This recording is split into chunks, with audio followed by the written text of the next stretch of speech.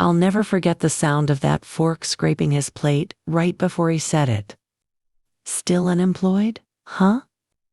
That's what Marcus said, chewing on his third helping of dressing like he'd earned it with a hard day's work. His voice was a little too loud, on purpose. Just loud enough to catch everybody's attention, but still light enough to pretend it was a joke. Aunt Shine froze, mid-sip, holding her glass with them church lady fingers. Pinky up like she was balancing grace and shade in the same hand. The whole table went quiet for a second, then somebody down at the other end snorted. Probably one of his little friends. Marcus traveled with friends like he was running for high school president, always needing backup to feel bigger than he was. I didn't say a word. Not at first. Just folded my cloth napkin real slow, once for manners, once for mercy, and I made sure he saw it.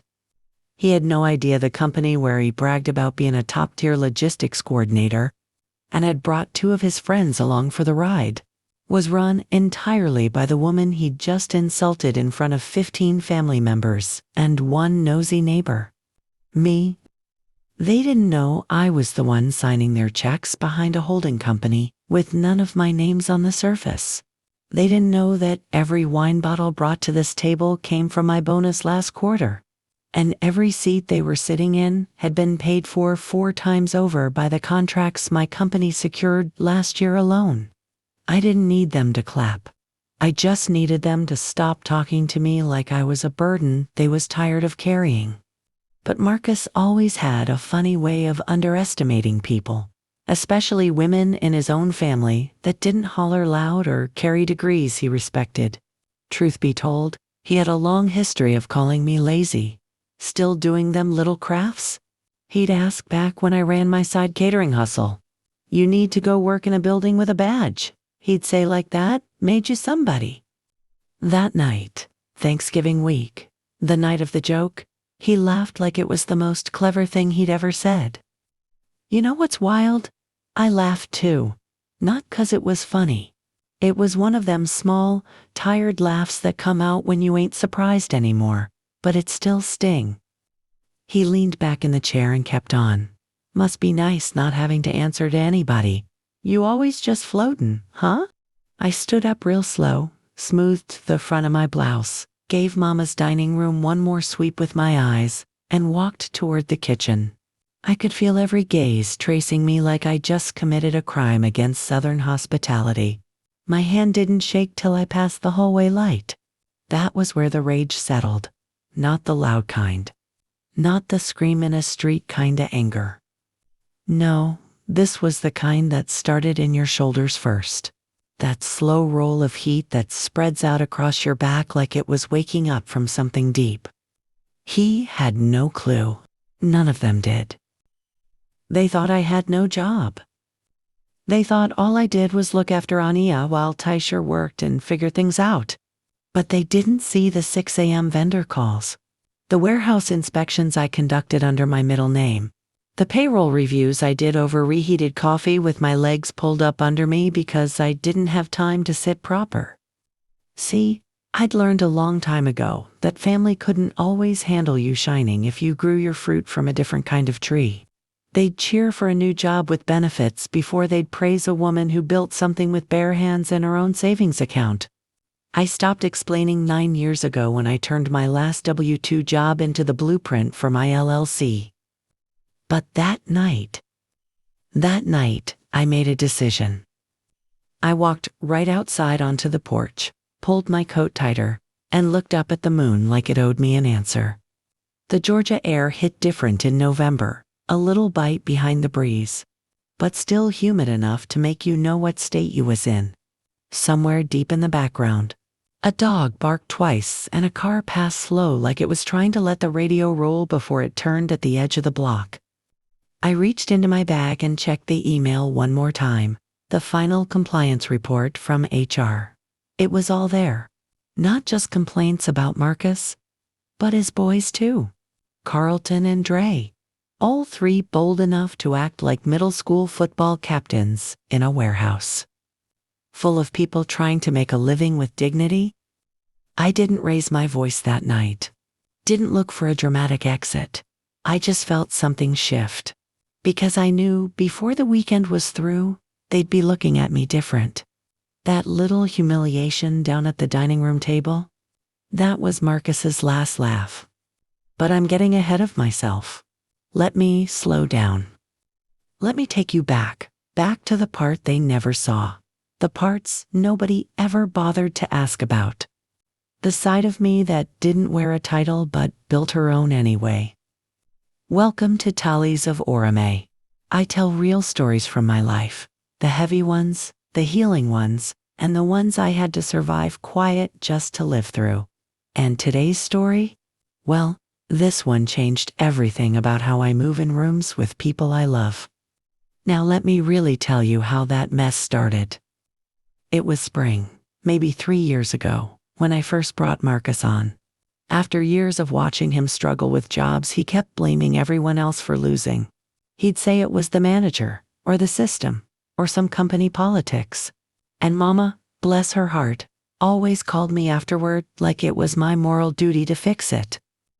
He needs a good position, baby. Just something steady, she'd say. You know how things be for young black men out here? The system ain't never set up fair. And she wasn't wrong. But what she wasn't saying, at least not out loud, was that Marcus hadn't had a W-2 for longer than 18 months at any job since 2014. And still, when she asked me to consider him for anything, I didn't hang up right away. I took it personal because I remembered his ride-or-die days from back when we was kids. Y'all ever had that one sibling that stood up for you once in middle school? And that one memory keep buying them forgiveness for years? He used to ride the city bus with me when I was scared to take it alone. Used to keep my science notes in his book bag, just in case I left mine at lunch. That Marcus, I hadn't seen him in a while. But I remembered him. And that's why I said, fine, I'll try him out. I had my operations lead, a quiet, efficient woman named Robin, reach out just like we would with any other potential candidate. I didn't tell Robin who he was. I didn't want no favoritism coloring the interview. He came in, suit and tie, bright smile, cutting up with the receptionist. Came in like he owned the place. Which I expected. I figured confidence was half his game. But what I didn't expect, what surprised me even more than his charm, was how good he was at selling himself. Quick on his feet, sharp. Knew how to fill the room with just enough hype to make people feel like they wanted him on board. The problem was, once you got beyond day one, the performance wore thin. In meetings, he'd dominate every conversation. Interrupt Robin mid-sentence, dominate even junior-level folks. Always with that I got this energy, even when the numbers clearly said he didn't. He'd still get claps from his team though. That was the strange part. Carlton and Dre, they acted like his sons. Every sentence he spoke, they backed him like he was running choir rehearsal instead of managing freight routes. But the folks beneath them, they didn't laugh. They didn't smile. They started requesting reassignments. Quietly, one by one. Robin brought it to me first. Then HR. Then a temp who left after 1 week sent me a handwritten letter. Said she wasn't going to document an official complaint. But she didn't feel safe being evaluated by men who couldn't remember her name but always remembered her clothes. I almost ripped that letter in half when I read it sitting in my car, lunch gone cold beside me. Heart racing in my throat like maybe this thing I built wasn't as solid as I thought. That's when I realized I couldn't keep wearing my silence like some kind of badge. I had to go back into my own house. So I started listening. Not talking. Just listening. I shadowed meetings with my camera off. Used my middle name on chat servers. Joined logistics follow-up calls under vendor accounts. Sat in corner rooms during lunch. Just long enough to hear what kind of work culture I'd let blossom. And sweet Lord, what I heard. Folks laughing about new girl with a fast walk. Nicknames they made up for two different female temps that they shared like memes in group message threads. A file named Monday Motivators that contained nothing motivational, just inside jokes. HRResque level jokes. My company. My baby. And I'd been too quiet too long. It ate at me. All the hours I poured into making sure we had safety compliance above the legal standard, the flex schedules I fought for, the maternity leave review I commissioned when the state tried to pull benefits back, all of that. And still, this culture had crept in like a leak under the door when you thought the lock was strong. I didn't know what was worse, that Marcus brought it in, or that he didn't even know what he'd done. But I knew what I had to do next. And what I found in that final audit file, that's where everything changed. I still remember the sound my boots made when I stepped off that elevator and into my office for the first time in weeks. Leather soles on concrete tile, echoing down the hallway like they had something to say before I could. It was early, just past 6:30. The building was still stretching, waking up slow. Front receptionist wasn't even in yet. The cleaning crew was halfway through the floor below. All that space and all that silence made it feel bigger than it really was. Like my decisions walking in had already cleared the air before I started talking. I liked it that way. I had a folder in my hand. Brown, legal-sized, thin but heavy in spirit. Inside it was everything I needed. Incident timelines, HR notes, call recordings that shouldn't have needed explaining.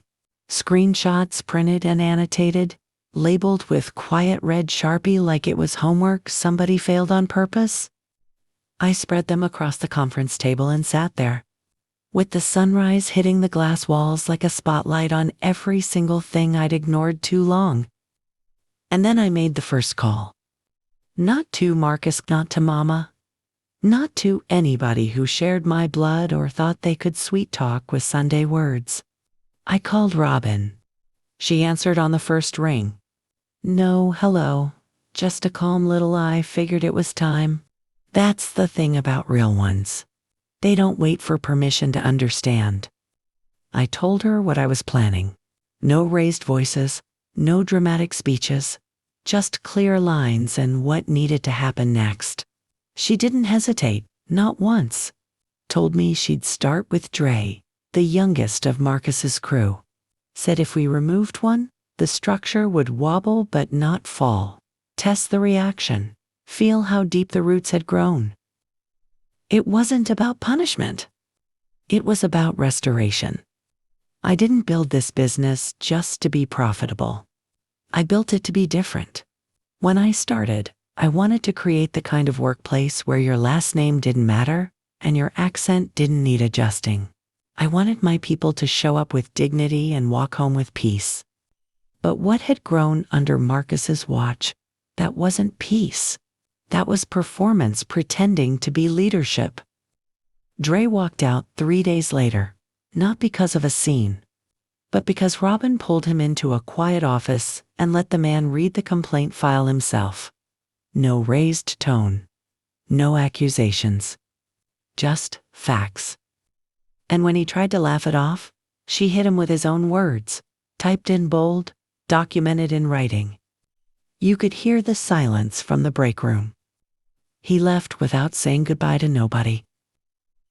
That same afternoon, Marcus came into my office, full chest out, fake concern dripping. Hey, Auntie, he said playful-like. Word on the floor is Dre's out. He ain't say nothin' to me first. That don't sit right. Auntie? He only used that word when he wanted to remind me we shared history. As if biology was enough to blur boundaries, he kept stepping over. I looked up from my desk and offered him a calm that could have cut ice. Sometimes people walk themselves out before someone else has to, I replied, eyes cold but voice still warm. He blinked. The kind of blink folks do when they trying to calculate if you just threatened them or gave wisdom. Make sense? He said after a second. Still, man had a future here. Only if the company was heading backwards, I said, more to myself than him. He left after that, slower than he came in, footsteps heavier, but his mouth still closed. That's when I knew he felt the shift. Now, I didn't fire him yet, but the foundation had already cracked, and what he didn't know was, the list was already written. I was just picking the timing. That night, I got a text from Mama. Marcus came by looking throned. Everything all right at the company? I stared at that screen longer than I should have. Typed out, everything's being made right now, piece by piece. Deleted it. Typed again, company's fine, Mama, just cleaning the corners. It was enough. She didn't reply. Just left it on read. Tasha stopped by later that week. She came in casually, said it was just to help Ania with her spelling bee prep, but I could tell something was on her lips. After we got Ania settled with her flashcards, kitchen table covered in highlighters and juice boxers, Tasha stayed back. She leaned on the counter, arms crossed, hair wrapped tight high on her head like she meant business. I know something's going on, she said, not accusing, just real. And I know it ain't none of my business, but if you need backup, let me know who and where. I tilted my head and smiled. This woman once called me traditional for using paper ledgers and storing sugar in labeled jars like an auntie from another era. But in that moment, she was church mother loyal. I'm good, I told her, but thank you. For real, just fixing some legacy cracks. She nodded slow, before saying, real soft? I've been watching that boy. The way he acts around women makes my skin itch. I let the words settle, then just whispered, you ain't wrong. We didn't hug. We didn't need to. Understanding passed between us like old recipes folded into napkins. By Monday morning, Marcus was the only one left from the trio. Carlton had been reassigned to a satellite branch with diminished responsibilities after botching a delivery protocol that cost the company a full 5-figure loss. Dre was gone. The temp team was rotating stronger candidates back in, but the energy had shifted. And Marcus felt it.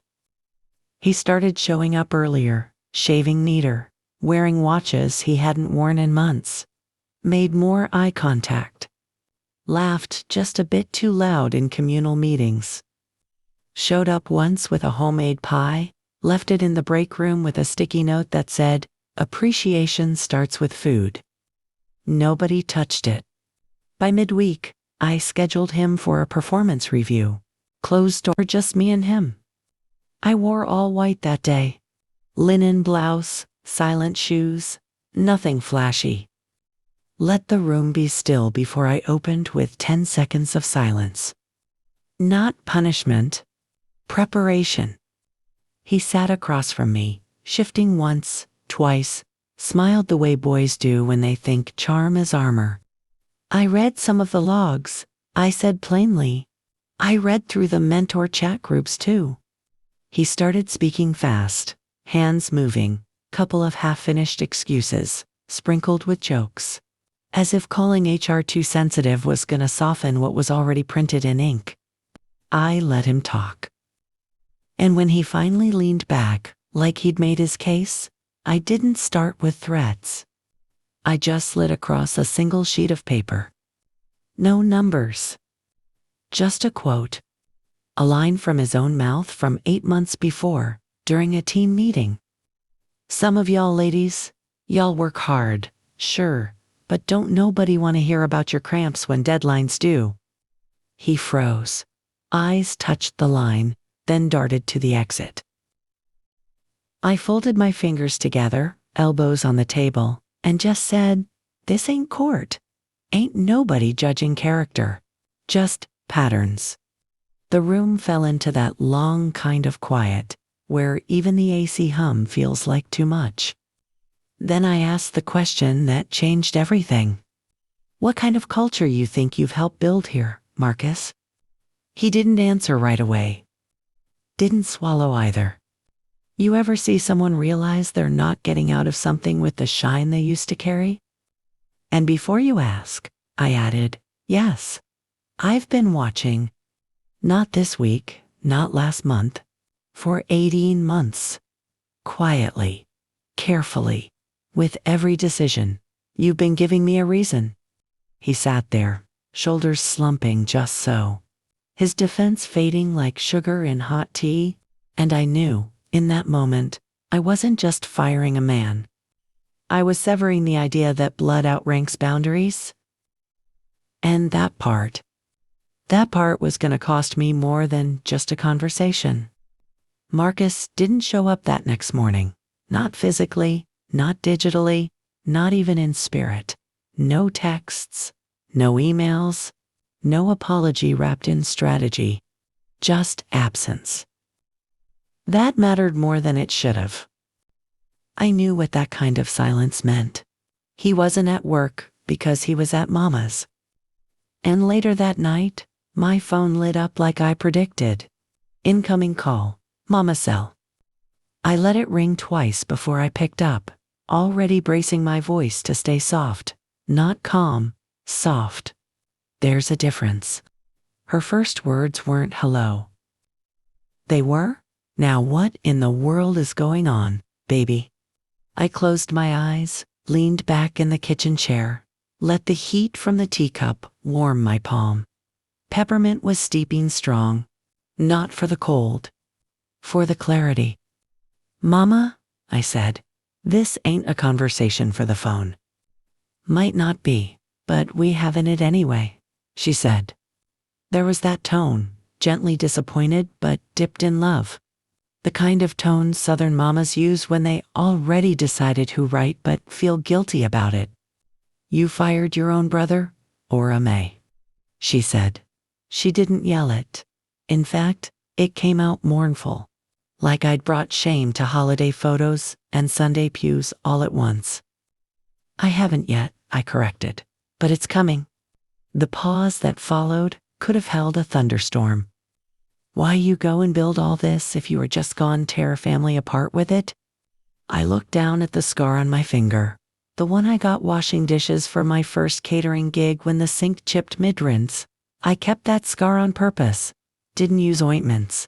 Wanted it to harden, remind me every day how I started. I built this so that people could breathe, I said slowly, without being looked down on, without being laughed at, without being run out. That ain't Marcus, she shot back. That is Marcus. Mama, you just weren't in the break room when he compared a new hire's braids to Twizzlers with side effects. Silence. No, you didn't, she whispered. I did. It's in the file. Same file that saw 6 women leave with no fanfare because HR couldn't confirm intent. That's not, she started. But I cut in, gently. If I don't fix this now, all I'm doing is pretending. Pretending I didn't see it, that I didn't hear it, and that I didn't know better. Her breath came out heavy, not angry, heavy with grief. Lord have mercy. Then softer, I just hate seeing y'all at odds. I hate not knowing what to say when people ask. That's not a reason to let it slide. Another long pause. This one held something folded inside. I remember when your daddy lost his factory job, she said quietly. We ain't have time to process it out loud. Your brother saw everything change fast, and sometimes I wonder if that's where all this started. All this big talk, all this barking. He'd been hustling for approval since he was 8. I heard something crash faintly in the background, maybe the TV tray in her den falling over. But it didn't break the spell. It ain't my job to fix how he grew up, Mama. It's his. I just want us to stay family. I took a breath so deep, it shook my ribs. Then he gotta love this family enough to stop harming it. We ended the call polite. Not clean, but polite. Her voice said she respected me. Her silence said she didn't like it. I sat still for a while after, letting the quiet tell me what the anger had drowned out. Aunt Shine came over the next day. Not planned. She never announced herself anyway. She walked in with the same loud steps and banana pudding she always carried, wrapped in foil so tight you'd think she shipped it from Memphis. "Sit down," she said, before I could even say hi. She was already sweeping into the living room, hat still on her head, earrings clicking when she turned. "You done pushed that boy out the boat," she said. "Were we even in the same boat?" I asked. She blinked once, slow, then put the banana pudding down on the coffee table like it was a peace offering with teeth. "You always been good at strategy," she said. "Even when y'all played Monopoly. You done flipped the board over 'cause you didn't like the way the deals was being made." I smiled a little but didn't answer. She held my eye. "But this," she said, "this different. He your brother. And baby, when it comes to blood, you only get so many people on that side." I took a deep breath. "And when you let blood do what they want without consequence, you teaching them red covers everything." She didn't blink then, just leaned back. "All right now," she said. "That was good." Then she pointed at me, a manicured finger with chipped red polish at the tip. "That was real good. But don't you confuse truth for being right all the time? Sometimes truth gotta take the scenic route, not the highway." I just nodded slowly. That was Aunt Shine, slinging philosophy like cast iron, heavy, ungloved, and unforgettable. After she left, I pulled out my old notebook, the same beat-up one I kept since year 2 of my business. Not digital. Actual paper. Covers soft from being held too much. Corners bent like stories leaning into themselves. Inside it, I'd written names over the years. Names of folks who helped, who hurt, who tried, who deceived. Marcus's name? It had 5 entries. Not business failures, not missed quotas. But people? People who left, crying. People who didn't sign their contracts after meeting him. People who dropped their resumes off and never came back, even after a verbal offer. I added a 6th name that night, Mia. I wrote it slow, letting each letter settle deep into the page. I remembered her so clearly now. Small frame, big questions. She'd ask during onboarding if we had a formal code of behavior for team inclusion. Not dress code, not holiday calendar. Behavior? That should have told me everything I needed. But I didn't notice it back then. I was too busy putting out fires, handling transition logistics, keeping our vendor accounts afloat after 2 client walkaways. I had missed it. She saw something coming, and I didn't. 3 days later, I called HR myself. Told them I needed the last 12 months of team shuffles, department exits, and feedback, tallied by who requested the exit interviews. When the numbers came in, 75% of requested exits came from departments Mark as either managed or influenced. 75-5. That's not bad leadership. That's rot. And even then, I hesitated. You ever been at the edge of a moment where the right decision still feels like betrayal, even when there's no doubt? That's where I was. Neck deep in internal proof, hand hovering above the final form. The exit paperwork? It had his name on it now, bold, clean. I didn't send it that day. I went home instead. I needed to sit in my own house, feel the weight of my name, not my role. Ania was in the hallway, legs kicking, reading that same comic book again for the 4th time. She looked up, grinned. "Grandma, you're home early," she said. That word, grandma, did something to my chest. Not in a way that made me feel old, but in a way that made me feel responsible. That was why I hadn't submitted it yet. Not because Marcus didn't deserve it, but because I knew what it meant once I did. He wouldn't just be out of a job. He'd be out of orbit. Out of the protection he'd assumed belonged to him, no matter who he hurt. And I'd finally be the sister who said, enough. I didn't sleep that night. Not from fear. From knowing that by sunrise, my brother's life and mine would never look the same again. The house was quiet, but my spirit wasn't. Somewhere around 2:30, I sat up in bed, reached for the yellow lamp by the dresser, and pulled the paperwork from the manila folder I'd tried to forget about since Tuesday. I placed it flat on the desk beside my bed, looked it in the face. Termination letter. Employee name, Marcus Eugene Jerome. Department, Logistics Coordination Supervisor. Effective date, immediate. I must have stared at it for 40 minutes without touching a pen. What was really holding me back? Love, guilt, or the memory of 2 kids sharing beignets at the Edgewood MARTA station, both of us blowing powdered sugar off our fingers and talking about everything we'd do when we grew up. Back then, I wanted to own a restaurant, and Marcus wanted a basketball scholarship. Neither of us got our first dream, but only one of us lost the lesson. I picked up the pen, signed my name, put the cap back on, folded it neatly. That was the moment the lightness came. Not relief, just clarity. Like walking into a room that had always been dark, but realizing the switch was on your side the entire time. Work opened at 8. He came in at 10-0-4. I watched him through the corner window of my office.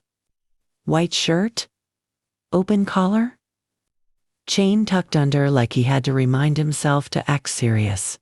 He carried a styrofoam coffee cup and wore the same cologne he always overdosed, something with sandalwood and ambition.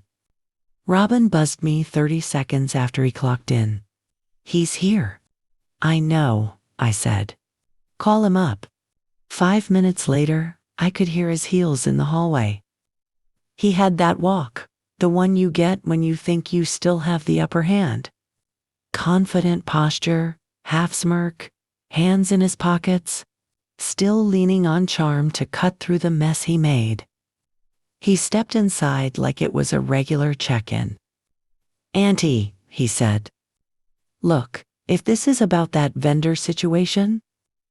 I raised one hand, calm/still. "Sit down." He blinked, taken back by the tone more than the words. He sat. I didn't start with scolding, didn't start with lectures. I started with something heavier. "Your time here is over, Marcus."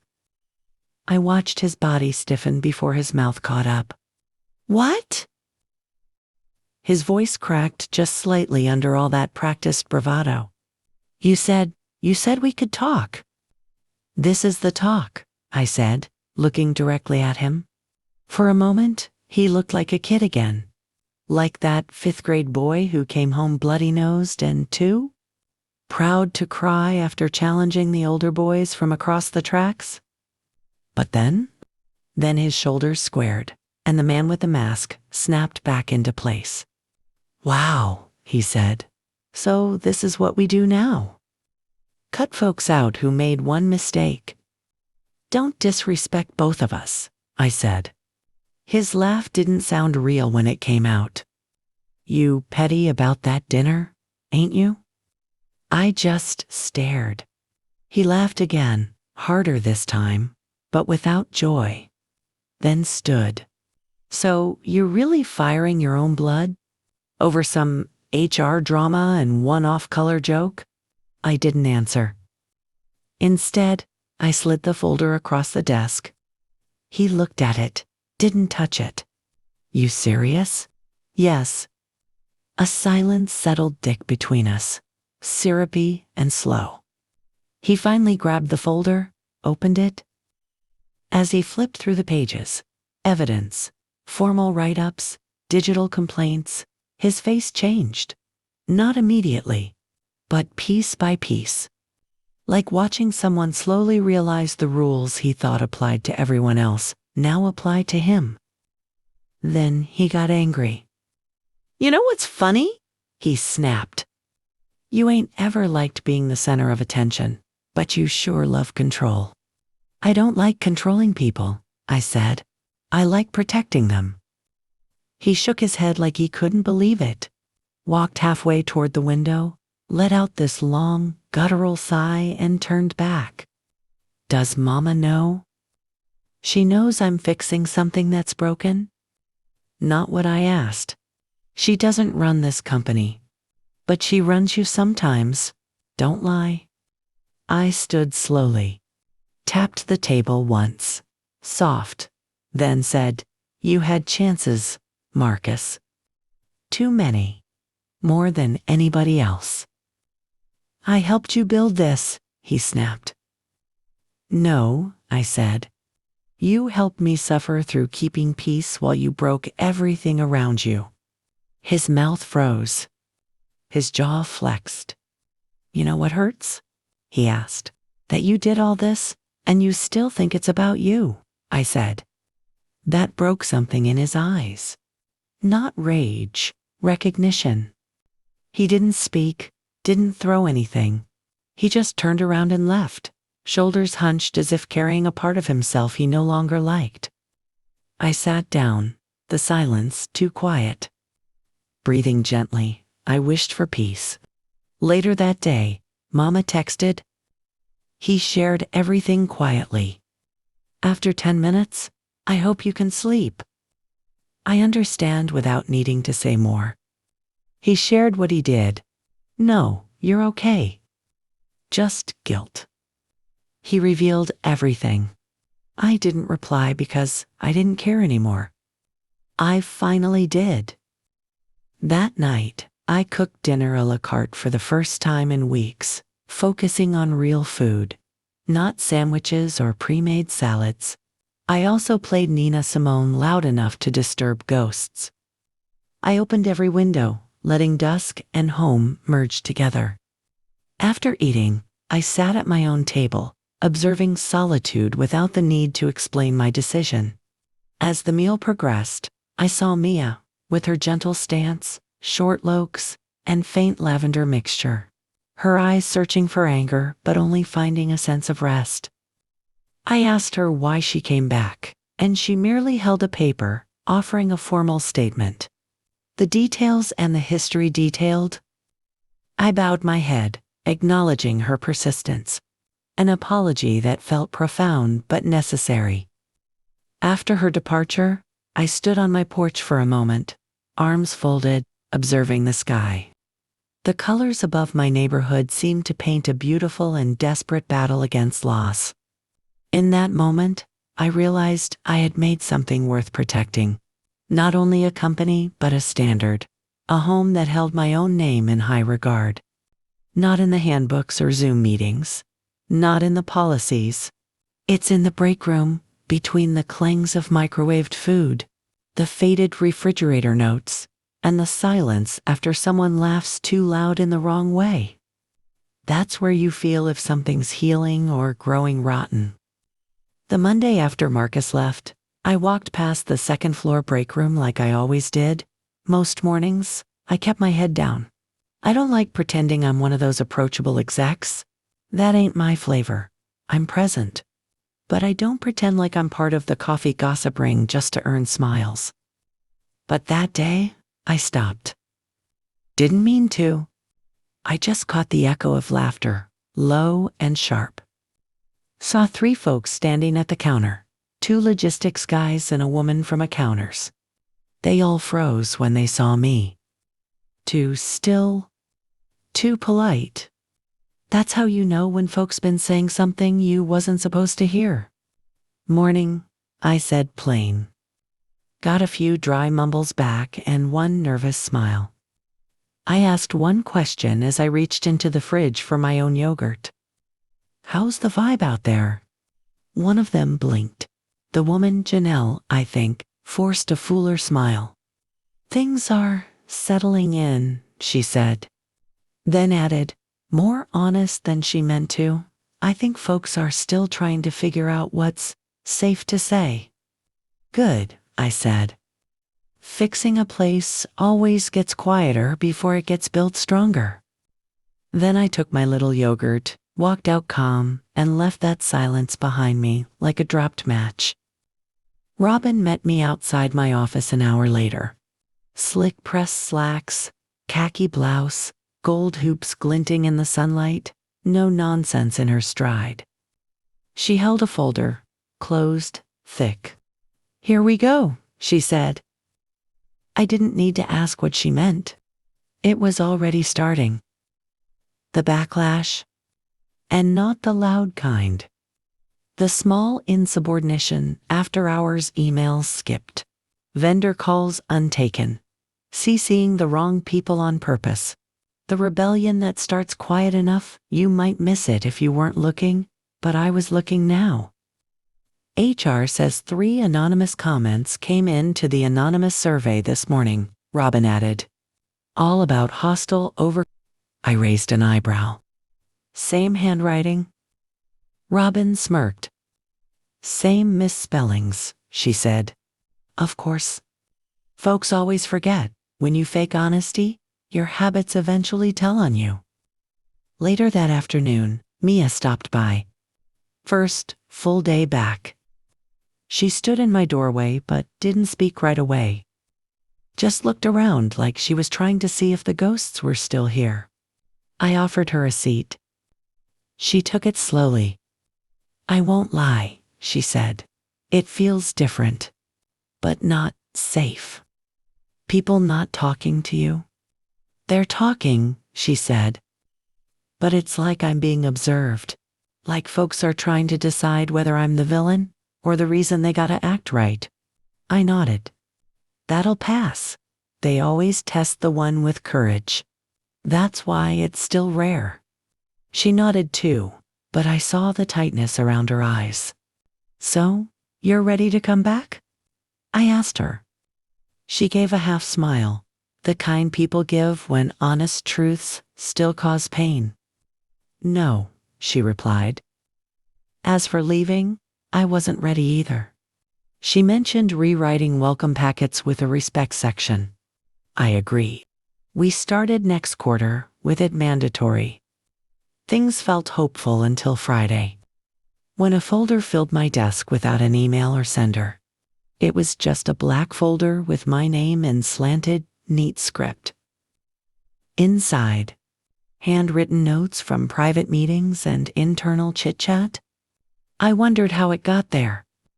The messages were from a recently promoted operations manager, Thomas Ray. I saw a pattern, Marcus vouching for him and making it clear he was efficient, loyal, and without drama. The content revealed a deliberate transfer of people from one office to another shortly before Marcus was let go. It shook me. I confronted Thomas via Robin, who found him and handed me 3 more files. I still can't fathom how they linked up. These people didn't just transfer by chance. They must have been planted, seeds of betrayal planted in the company as it healed.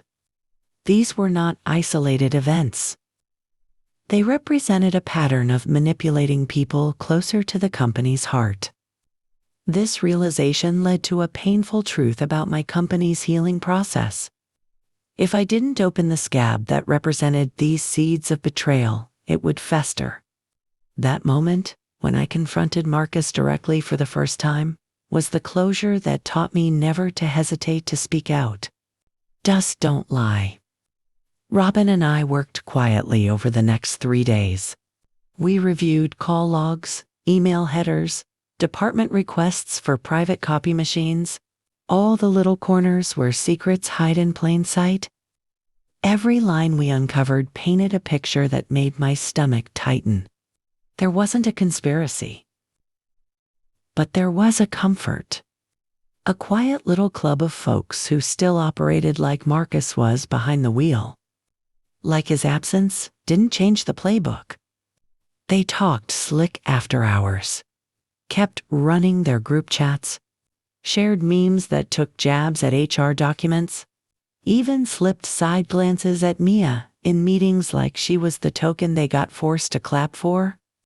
I watched all of it from the inside. No alarms, no warnings, just inventory. But by the end of that Tuesday, one truth settled deep in me. We hadn't built a new culture yet.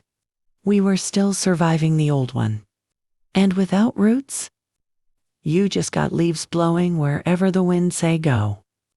Mia stopped by again that afternoon, folder in hand, lips pressed into a line that meant she was mad but trying to hold it together. They sent this to my work inbox, she said, putting the stapled paper on my desk. No name, just the subject line. You're only back because she's your friend. I picked it up. Read the page. It was a printout of her LinkedIn profile, circled with pen. Words scribbled beneath, Deeb puppet hire. My jaw tightened. Mia sat down, this time, exhaled. "Wanna know what's worse?" she said finally. "It ain't the insult. It's that I recognized the handwriting, and I can't prove it." I looked at the page again. Slanted cursive. Heavy pressure. I'd seen it once. Marco's friend Carlton's birthday card for HR. My hands stayed calm, but my teeth clenched. "Inhale," I said slow. "Exhale," again. She did. Then, quietly, she whispered, "If I quit again, they win." "You ain't quitting?" I said. "You're helping." She tilted her head. "Help, how?" "The same way you used to take notes no one asked for?" For the first time, she smiled, real faint, but it reached her eyes. Later that night, I called Tasha. Not because I needed help. Because I needed perspective. She answered on the second ring. "No, hey, just that quiet she always used when she already sensed layers to the call. "Wanna meet tomorrow?" I asked. "Lunch. My treat." "Is this about work?" she asked. "Everything's about work when the roof leaking." We met on College Avenue. Little spot with chipped booths and old gospel playing through a busted speaker in one corner. She looked like she always did. Simple earrings, flawless skin, hair twisted into a bun so tight it looked like it held secrets. "You don't call me for sandwiches," she said after a few bites of her pimento cheese toast. "I call you when I need a mirror," I said back.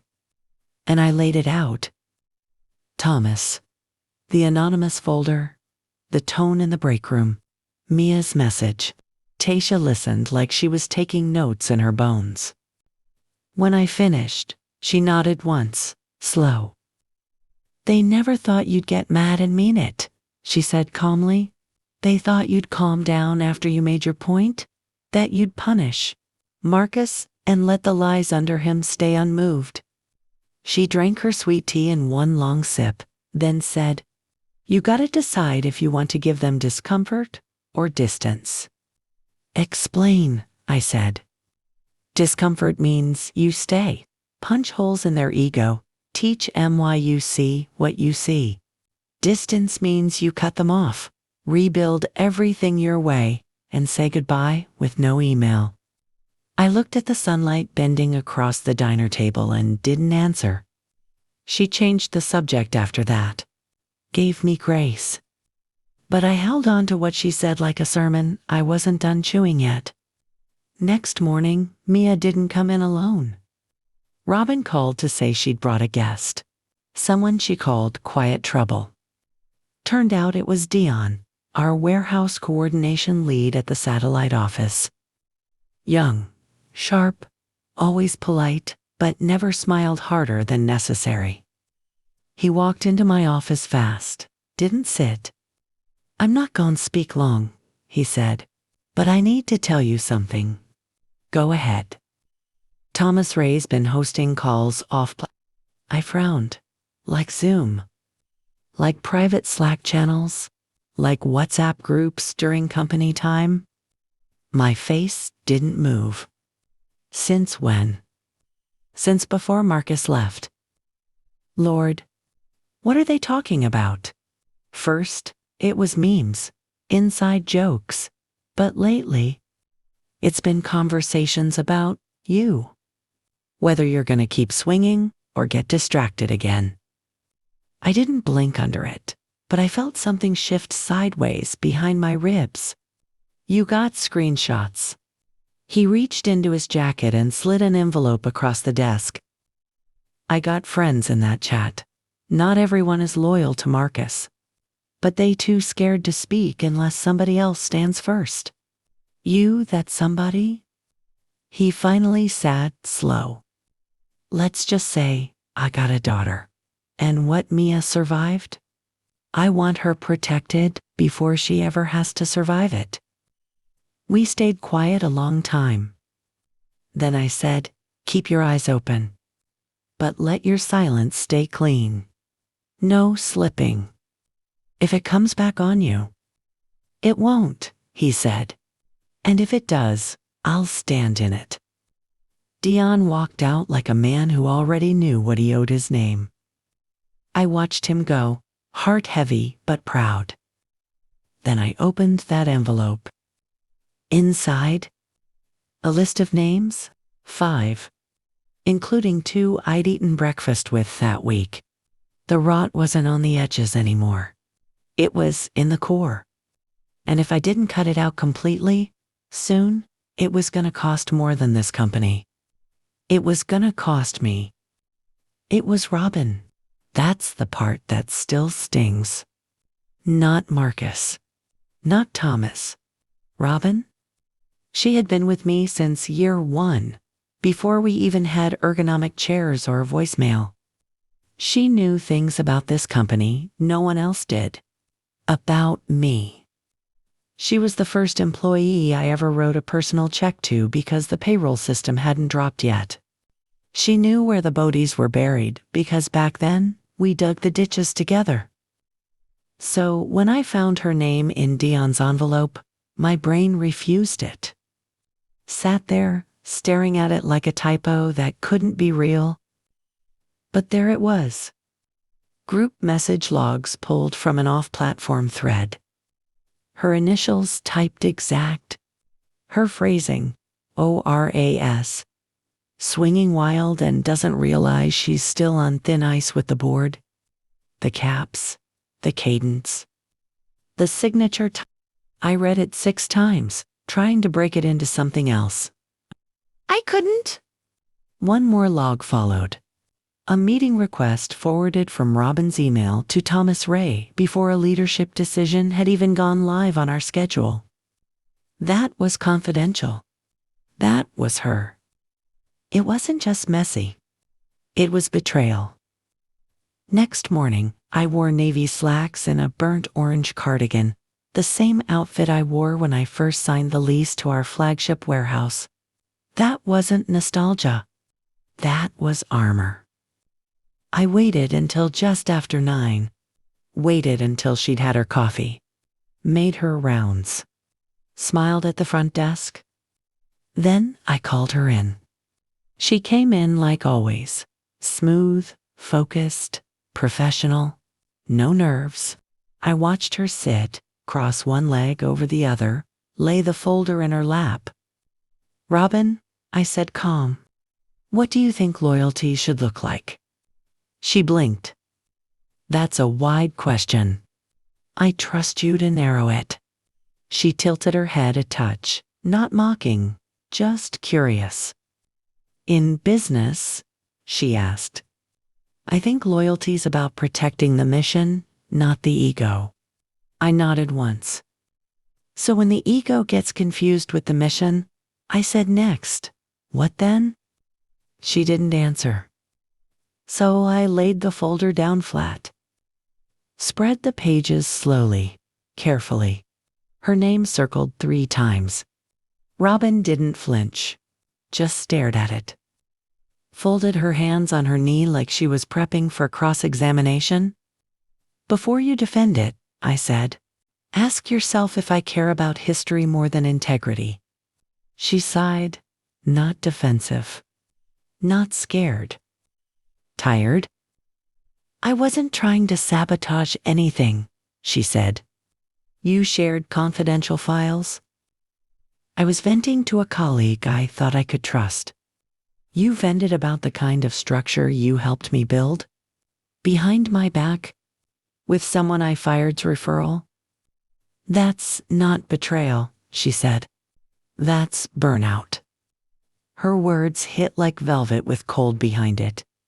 I have stood by you, Ora. Through budget cuts, delayed contracts, vendor lawsuits, CRM failures. All true, I said. But so is every woman who walked out of this building because Marcus made them feel small. And you stayed silent then too. Her lips flattened. She looked away, just for a moment. You know what this really is? She said. You're cleaning house, and I didn't wear a hazmat suit. I leaned forward. This ain't about suits. It's about weight, and you helped me carry it until you didn't. I needed you loud. You chose quiet. And then you chose him. Silence rolled between us like fog. You firing me? She asked. I told her I wanted a record of every meeting with Thomas Ray since his transfer, of any shared documents. She seemed surprised. That's excessive, I replied. Come on, that's mercy. She sat back and smiled. I'll get it, she said. No copying, no edits. I check file history. After she left, I remained in place for 2 minutes, my pressure building. The first mole was named, wearing organizational skin and linked to the board. It wasn't noon when the second hit came, an envelope from legal, the board seal on the sticker. I opened it fast and found a notice of internal rotation with their name on it. I froze. She's done, I thought. The same day, I emailed Carla, my lawyer. Clause 7.5. Preventing judicial conflict from leadership conflict of interest. No meeting, no motion. Just signed and sealed. I didn't breathe for a moment. It wasn't business. It was power play. They wanted to move seats while focused on brush fires. They did it on purpose. The right seat was moved on purpose. I emailed Carla, telling her they manipulated the narrative. They made certain I'd flinch, fall, then argue my results. They don't argue the results. They argue my temperament. Something in my chest felt shifted. Not pain, but strategy. I recorded my phone, spoke clean into the mic. Wartime protocols activated on March 3rd. Internal board rotations observed. Leader loyalty fractured via traced correspondence. I saved it. Sending it to Carla with one line. Claim this gets into the official record, no matter what happens next. Within 10 minutes, Tasha texted. Hey, you might want to know, Darla asked to join onboarding review meetings next quarter, and they ain't even happened yet. I stared down at the screen. I had enough dots now. All I needed was a pen to connect. And whoever thought I'd go quietly was about to meet the side of me that don't smile at meetings, but signs the checks. Darla didn't wait long. 2 days after her board seat rotated in, she requested her first touch base meeting. I didn't take the bait right away. I told Carla, schedule it next week. If she's got fire, let her sit in the smoke long enough to think about where she's standing. That's a Southern habit, letting folks put themselves in position before you show them the real rules of the room. But the moment Carla hit send on the calendar invite, I knew something was coming between now and Friday. Something ugly hiding in polite professionalism. And right on cue, Wednesday afternoon hit like a thunderclap in pressed slacks and pearl earrings. I was in the middle of reviewing warehouse retooling budgets with our procurement lead when I got a ping from Dion. He didn't text this time, didn't call. He walked in. He looked off. Not scared, prepared. Something happen? I asked, tossing my pen aside. He stepped forward, quiet, like he didn't want the walls remembering what he was about to say. I was pulled into a meeting this morning, he said. Thomas Ray, Darla Houston, and Robin. No agenda. That made me slowly set down my notebook. What was discussed? Staff reassignments. They said it's a compliance realignment to reduce exposure linked to recent sensitive personnel shifts. He paused. They used Marcus's firing as the reason. They said you moved too fast, made internal risk rise. Said I was too close to the fallout. My blood cooled in my hands, then came roaring back like a flame under sugar. They targeting you? I asked. He nodded, reassigned to Warehouse B across state lines. State lines where commuting would be impossible, where his daughter would be left behind, where they knew he wouldn't go. It wasn't just strategy. It was punishment. You said nothing? I asked. He stared at me. I was raised to keep the peace, till the peace gets weaponized. Then you speak. I stood, slow. Then let's speak. It was time. I messaged Carla, called for an emergency leadership ethics audit under Policy 1 to see. That meant one thing. Everyone named in active complaints or personnel decisions needed to submit written justifications, meeting logs, and documented rationale for any staff reassignment. Full transparency. Audit by the books. Nobody could dodge it now. And the look of panic on Darla's face when she got the official email, CCD to legal, that told me everything I needed. She hadn't come to oversee, she'd come to replace. And if she wasn't playing fair, I wouldn't play gentle either. Later that night, I poured myself a glass of red wine, not to relax, but to clarity's if the next phase of who I was about to become. Tasha texted me around 8. You need to see something. Come to the HR office tomorrow. Ask nothing. Just come. No punctuation. That was rare for her. At exactly 8:03 the next morning, Tasha buzzed me from the east entry. Mia found it, she said, standing near the door like she was afraid to even look over her shoulder. She didn't know what it was at first. We walked back into the upstairs compliance closet, a room nobody but HR coordinators ever used. She opened a drawer, third from the bottom. Inside, a black spiral-bound notebook with a sticker across the cover. Faded, smudged, but the corner still showed Marcus's initials. In his handwriting.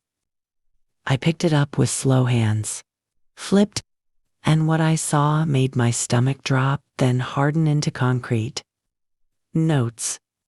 About me, about Mia, about upcoming board reviews, projected performance numbers, back-channel staff preference polls, most of it lifted from meetings after he got fired.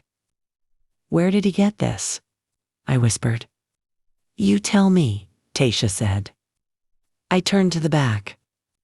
That's when I saw it, a printed email, folded in fourths and taped onto the last page like a receipt stapled to the truth. It was from Robin. Dated 2 weeks after Marcus had left. Subject, update, per your request. Body, please delete after reading. Sharing for your discretion. Attached, meeting notes, payroll report. My calendar.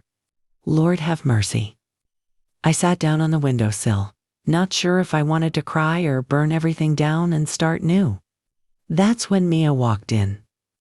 I didn't mean to find it, she said quietly, but I was looking for extra onboarding folders and it was there.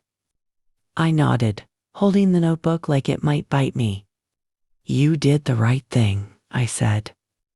She stood quiet a moment, then said, I think he created a safety net before you fired him. He thought you'd either forgive him or lose control, and he planned for both. The silence after that made my chest feel hollow. Tasha crossed her arms, voice flat. What's next? I stood. Next, I said. We stopped being subtle. I almost let her explain. When Robin came into my office Friday morning, clutching that slim laptop in both hands like a shield, I could see it in her eyes, the apology forming before the defense. That nervous edge to her smile that said, I have a reason. But I didn't want to hear it. Not because I was angry. Because I was done being polite about betrayal. I closed the door myself and sat down across from her. I didn't say hello. Didn't offer tea. I just waited. It wasn't supposed to be permanent, she said after a long pause. Wasn't supposed to be found either, right? I said. She looked down. I slid the folder across the table. Her email, printed and highlighted. I confronted Robin about assisting Marcus after his dismissal, revealing she leaked internal meetings and armed my adversary.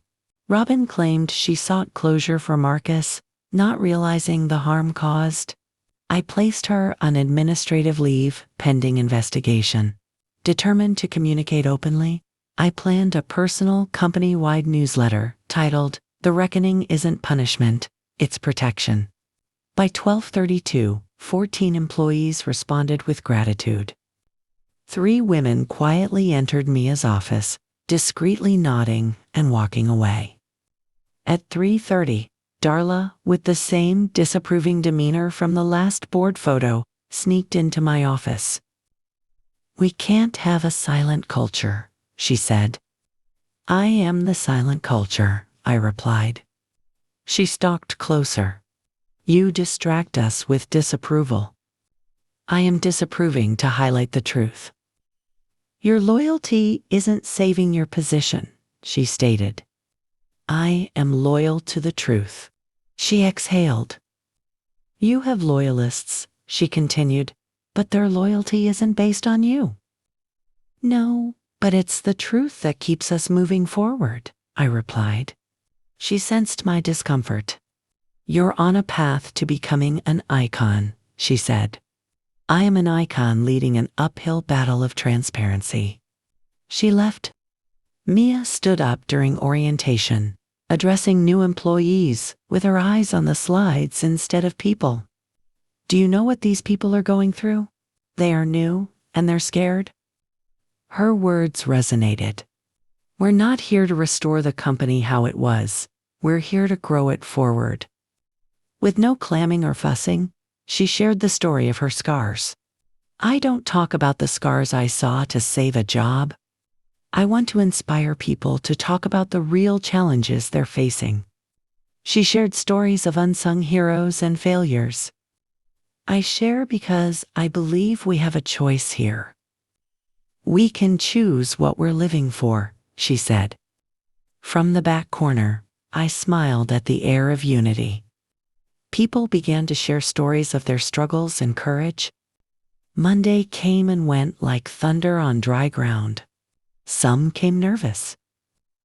Some showed up passive, waiting to see if I'd cry or crack. But what I did was tell the truth, just like Mama taught me. Standing tall in front of a room full of people who thought professionalism meant detachment, I let my voice do what it had been aching to do. Hold space. And hold nails. I'm not here to be your friend, I said. I'm here to protect the people who show up honest every single day, even when they're exhausted, even when they doubt if they're safe. I built this company on faith, not favoritism. And if it costs me a seat at some table, so be it. I'll build another table, one where shame can't sit unbothered. When I finished, the room was so quiet the fluorescence sounded louder than usual. Then Dion stood. He clapped once, then twice, and suddenly the room caught up. Not performative, not polite, real. Darla wasn't there. Neither was Thomas. But Robin was, sitting in the back, arms folded, no smile. I saw her. She saw me. And for the first time in weeks, I didn't feel like she held the last card. We didn't make it to Friday before the storm hit. Wednesday morning, Carla from legal texted me softly. Emergency board session scheduled. You were not invited. I was halfway through my second coffee when I called her directly. They're trying to vote me out, I asked. Carla didn't answer, not directly. They're calling it a discretionary Founders Clause review. My heart didn't drop. My jaw didn't clench. Because I'd suspected this day was coming since the moment I realized Marcus's boys weren't just coworkers. They were chess pieces. That call with Carla ended without promises. But when it finished, I knew what I had to do. I called Dion. I called Mia. I called Tasha. And then I walked into that boardroom uninvited. They were midway through their little quiet revolution. Darla at the head, Thomas to her right, and two board members I didn't even recognize leaned in behind glowing laptops like jurors at a show trial. Darla looked up and blinked. You weren't scheduled for this invitational. I smiled, the kind of smile your auntie gives right before she piles your plate with truth. I built this company after losing everything. Marriages, money, movement, in my legs for 8 months after a spinal infection. I've battled investor sabotage, land development theft, and wage bill reversals. But I've never, not once, been told that protecting my people was a fireable act. Nobody spoke. I kept going. You think this is about ego? I said. It's about ethics. Thomas opened his mouth, but I raised my hand. I have 6 formal complaints filed against you, Thomas. Signed now. Reviewed. Submitted with logs and receipts. 3 confirmations of off-platform messaging. 1 from an internal contractor, and 2 leaks directly linked to your office. He froze. Darla narrowed her eyes. This is an inappropriate. This is my company, I asserted. The only inappropriate thing is your unearned power from Marcus. The room was silent. Tasha was outside, and Mia was reviewing HR documents. The turning point was Dion's leaked board package showing Thomas and Darla's plan to replace me. I had evidence, signed and time-coded. I presented it, and they couldn't vote. I left with relief, not pain. Tasha met me, and my phone buzzed with Marcus's voicemail. He acknowledged my success, warning about protection when power flips. The office became reverent and fearful, which I hated. I wanted respect, not fear. My phone rang with Mama's call. After silence and Marcus's voicemail, she asked if I was alive. I confirmed, and she mentioned Marcus brought a pie, still angry, but quieter. Baby, she asked, was there really no other way? I leaned back in the office chair, stared out at the loading dock behind the shipping bay, and felt my stomach tighten. There was another way, I said. But none of them deserved it.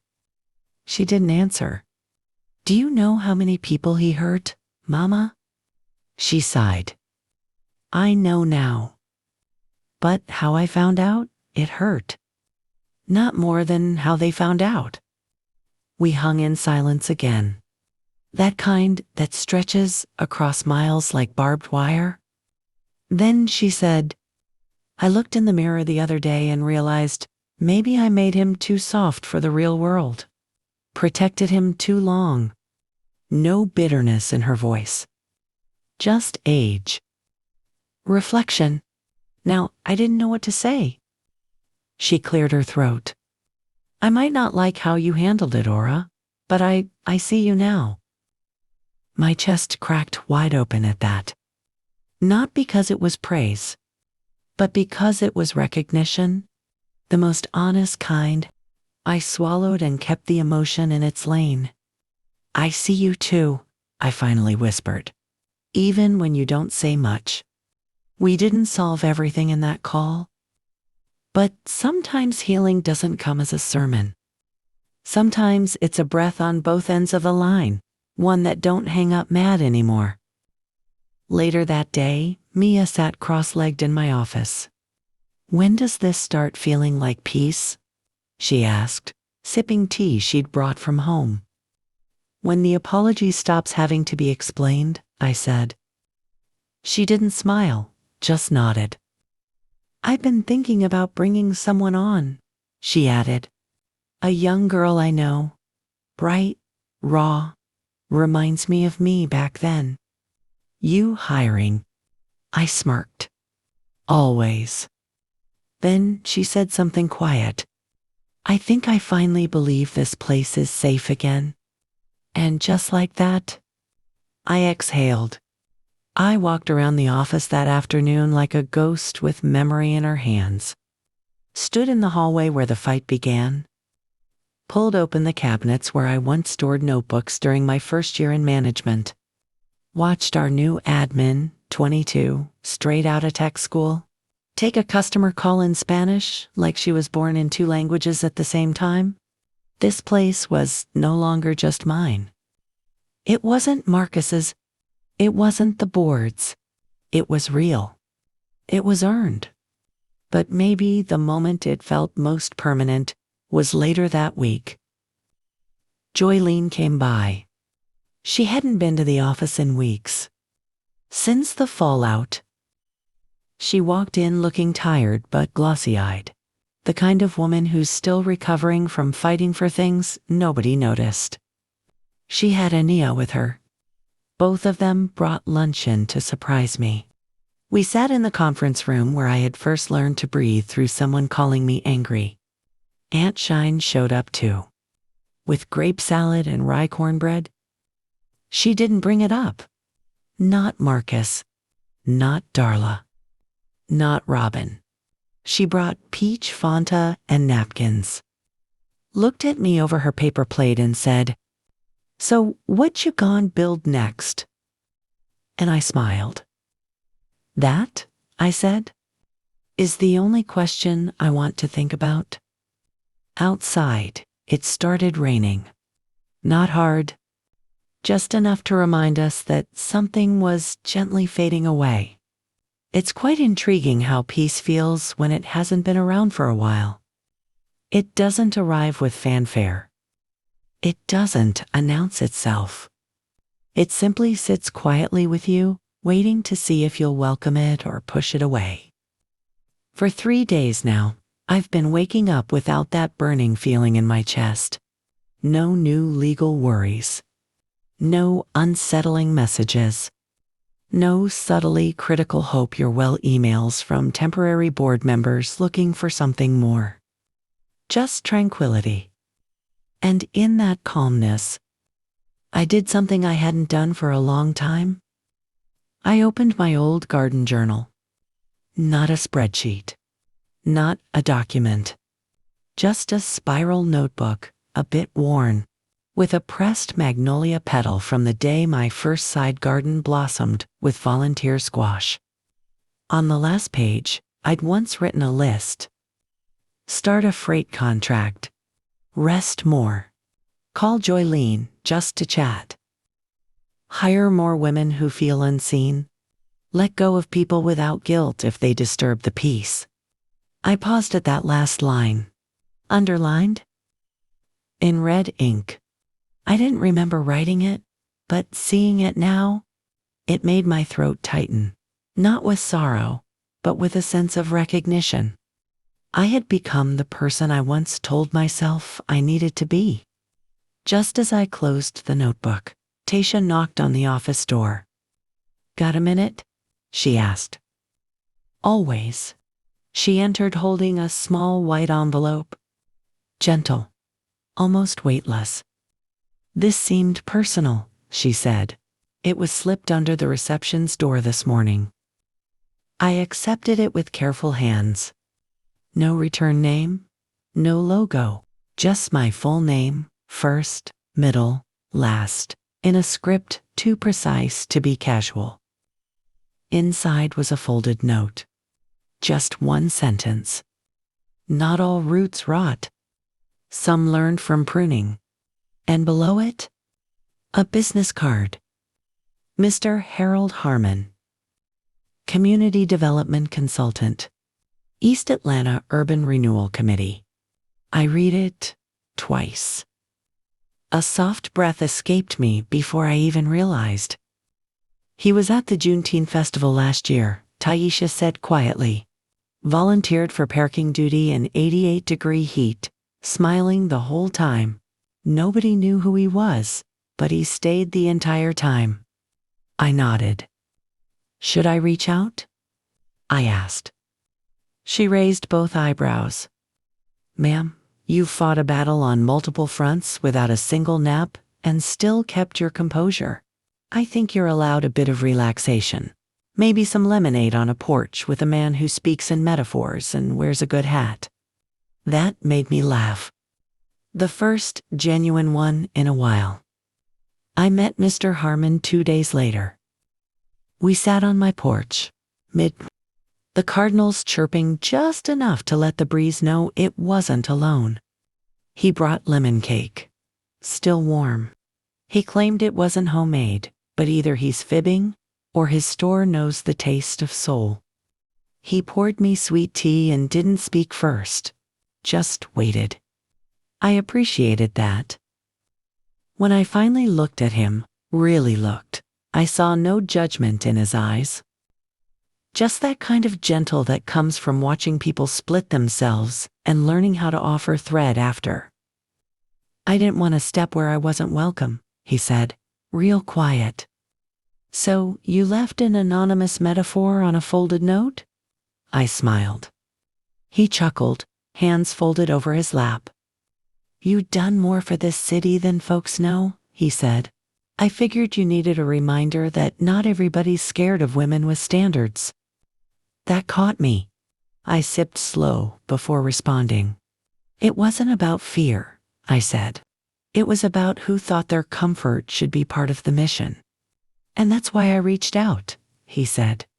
"We got a vacant downtown block. The planning commission's about to turn into another dollar chain. But I've watched you build logistics. You know movement. We want options. We want leadership. We want you." I froze, not because of the offer, but because I'd been shrinking since the war ended, like I didn't know who Ora Mae was, outside of fighting injustice, with her jaw clenched and folders full of evidence. "What would I be doing?" I asked. "You'd be helping build something new," he said. "No legacy cleanup, just seed planting." I looked down at my hands. Didn't realize one was shaking a little. Not from fear. From the feeling of being wanted, not tolerated, after walking through so many rooms where I had to justify my damn name. He saw it in my face. "You ain't gotta decide today," he said soft. "But think about it, all right?" I nodded. And as he stood to leave, he said something I'll carry forever. Sometimes healing ain't peace and quiet. Sometimes it's building new walls with your own blueprint. Then he walked down my steps. Didn't look back. Didn't need to. That night, I stood out back, barefoot in the yard, watching the light bugs rise around Joylene's wind chimes. Ania peeked out, rubbed her eyes. and stepped toward me. "Grandma," she asked softly, "did you win?" I looked at her long, then laughed, once. Real slow. "No, baby," I said. I finished. And sometimes that's worth more. This ain't a story about revenge. Maybe it sounded like that back when I folded my napkin at the end of that table and walked away without saying a word. When I watched the man who used to protect me from middle school bullies mock me like I had nothing worth standing on. When I held my tongue while folks clinked glasses in my own mama's house and laughed at the same woman who signed their paychecks. I get it. That part looked like a revenge story. But what it really was, what it turned out to be, was something much deeper. It was about a woman choosing herself. Not for spite. Not for applause. But because survival is only the beginning, and growth means choosing peace when your bones still remember every war. Mine do. That silence after Marcus's exit didn't last. Not really. Because what happens after the fire still matters. You wake up, you rebuild, you recalibrate your reflection. And if you've ever been through something like this, maybe you already understand. Closure ain't loud. It's not a mic drop or a dramatic send-off. It's quieter than that. It's that moment when somebody says your name in a room you're no longer in, and you don't flinch, because you know which version of you they're talking about, and you love her enough to let it be. I sat on my front porch last night. Same chair I've had since the year Anya was born. Same creaky swing that leaned too far to the left unless I put that extra cushion behind it. The neighborhood felt still. Even the humming from the streetlights sounded softer. Mr. Harmon said he'd be by around 8. And just like he usually does, he showed up without knocking. With 2 cups of caramel pecan coffee and that gently worn jacket he always wears to hide the wrinkles from judging eyes. He don't have many of those anymore. We sat. Didn't need to talk at first. I liked that about him. After a while, he looked over and said, "You realize what you did, don't you?" I smiled without turning. "I did a lot," I said. "Be specific." He chuckled. "You changed the story. From the inside." I let those words settle. Because I hadn't really heard it that way. "Most people wait for somebody to rescue them from the top," he said. "You burned the ladders they thought they built for you and build something ground up. That's legacy." My throat did that thing it always does when truth lands deep. No tears, just warmth pushing out from the part of my chest that used to hold shame. I watched the lightbug trail in front of me. "I didn't think anybody saw me half the time," I said. "Oh, they saw," he said. "But we see clearer now." The next day, Mia brought in her new hire. Young woman named Brittany, 23 lokes pulled into a bun so slick it looked varnished. Had a folder tucked under her arm, nerves snapping just beneath her smile. Mia introduced her like she was family. "This is Brittany," she said, "and she already knows how to do 5 things nobody trained her for. So, she's gonna be just fine." I shook her hand gently. Saw it in her eyes, the hope of someone stepping into a space she didn't think she'd get to touch. Later, as I walked past Mia's training room, I saw Brittany standing in front of the whiteboard. Not nervous anymore. Just full. Like somebody just gave her permission to stop shrinking. And that, more than boardroom wins or back-channel triumphs, that was what I wanted to leave behind. Not a bunch of plaques. A bunch of women talking different, walking different, because somebody refused to let silence stay king.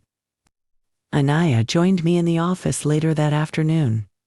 She brought crayons and her pink clipboard. Can I have a corner to write my speech? She asked. You can have a whole room, I told her. She nestled into the break room couch with her newspaper, petite glasses slipping down her nose. While I typed notes, she asked, Grandma? I replied, I'm the soil. Everything blooms from that foundation. When we changed the signage to Jerome & Co. Logistics, I felt moved. The line built by hands that were never idle embraced our legacy. My legacy is every woman walking tall, speaking up, or admitting vulnerability. If this resonates, take a breath and say, I'm allowed. Choose peace over performance and rewrite your story. That's empowerment. Share what touched you. Subscribe to Tales of Ora Mae for more stories.